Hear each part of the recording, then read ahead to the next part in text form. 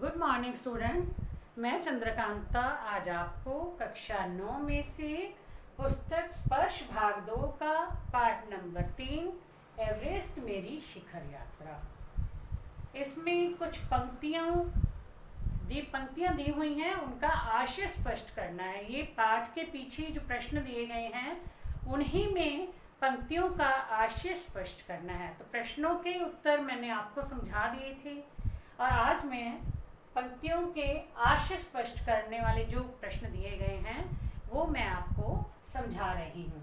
और इस पाठ की लेखिका का नाम है बचेंद्री पाल। तो हम शुरू करते हैं। सबसे पहले मैं पंक्तियाँ पढ़ती हूँ, आप बुक में देखोगे, आप बुक में जो है पाठ के पीछे प्रश्न दिए हैं, वो उसमें लास्ट में जो प्रश्न हैं वो यही हैं कि निम्नलिखित पंक्तियों का आशय स्पष्ट कीजिए। तो पहला है, एवरेस्ट जैसे महान अभियान में खतरों को और कभी कभी तो मृत्यु भी आदमी को सहज भाव से स्वीकार करनी चाहिए। तो इसका क्या है, इन पंक्तियों का आशय है कि एवरेस्ट दुनिया की सबसे ऊंची चोटी है, पर्वत की चोटी है। इस चोटी पर चढ़ाना कोई आसान काम नहीं है, यानी बहुत मुश्किल है, क्योंकि इसके चारों ओर सीधी सपाट ढलान है, इसलिए पूरे ध्यान से चढ़ना पड़ता है। यदि थोड़ी सी भी चूक हो जाती है तो इसका सीधा सा मतलब होता है मृत्यु, क्योंकि चढ़ाई चढ़ते समय थोड़ी सी भी चूक हुई, थोड़ी सी भी गलती हुई या पैर इधर उधर फिसला, ध्यान हटा तो सीधा खाई में गिरना, और खाई के में गिरने के बाद तो कुछ भी नहीं बचता था। अगर आदमी इस पर चढ़ना भी चाहे, मतलब ऊपर भी चढ़ना चाहता है, चोटी पर पहुंचना चाहता है, और साथ में यह भी सोचे कि किसी प्रकार का कोई खतरा ना उठाना पड़े, तो ऐसा सोचना गलत है। इस पर चढ़ना एक महान उद्देश्य है, मतलब मृत्यु भी इस उद्देश्य के सामने छोटी है। पर्वतारोहियों के लिए यह भी आदर्श सामने होता है, उन्हें एक आदर्श बनना होता है, दूसरे लोगों के लिए आदर्श बनना होता है, क्योंकि उन्हीं को देख करके और लोग भी जो है ऐसे कठिन काम करना चाहते हैं। अब जब कोई व्यक्ति कठिनाइयों को झेलता हुआ आगे बढ़ता जाता है तो कुछ और लोग भी उनसे प्रेरणा लेकर के ऐसा काम करना शुरू कर देते हैं।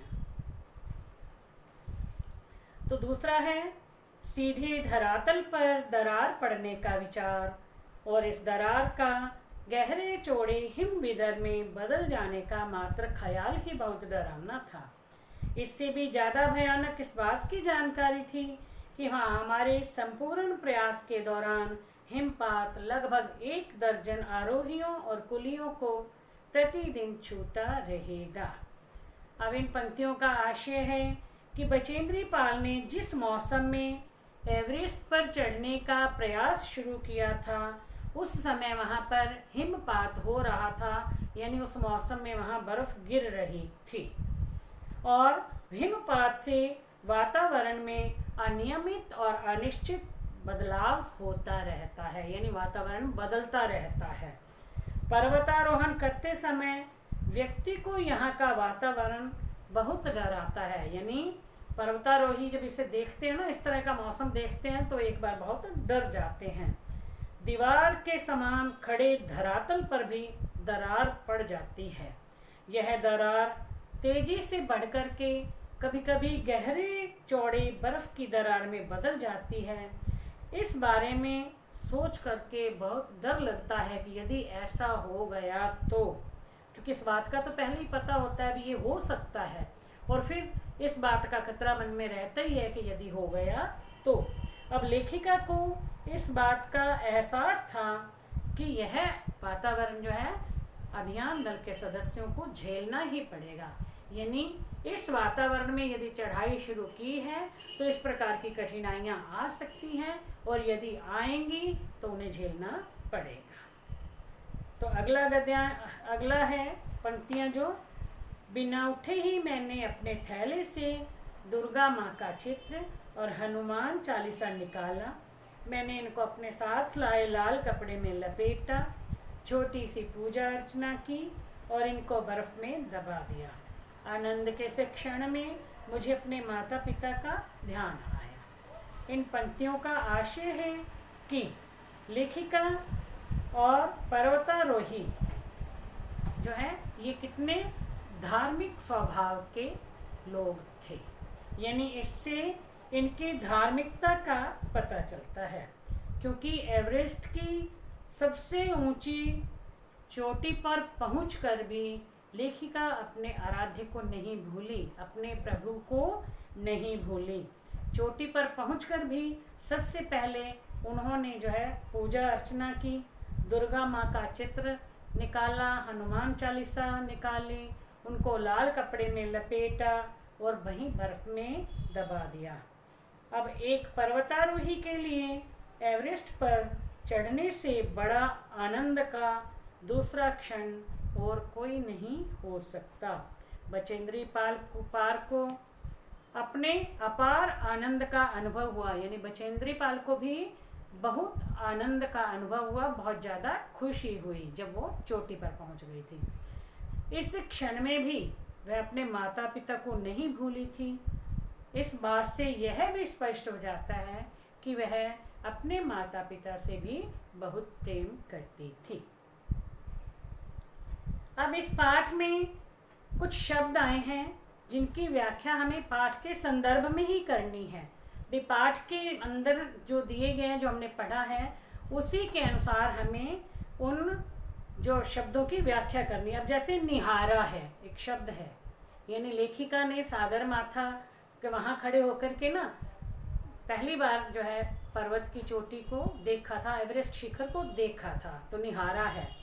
निहारने का अर्थ है देखना, जिसे देखने में अपनेपन का भाव हो या प्रेम शामिल हो, उसे देखने को निहारना कहते हैं। अब बचेंद्री पाल एवरेस्ट के प्रति आकर्षित है, वह उस पर चढ़ना चाहती है, इसलिए जब पहली बार वह उसके नज़दीक जाती है तब वह उसे निहारती रहती है, यानी खुश होकर के देखना शुरू कर देती है। फिर है दूसरा शब्द है धसकना।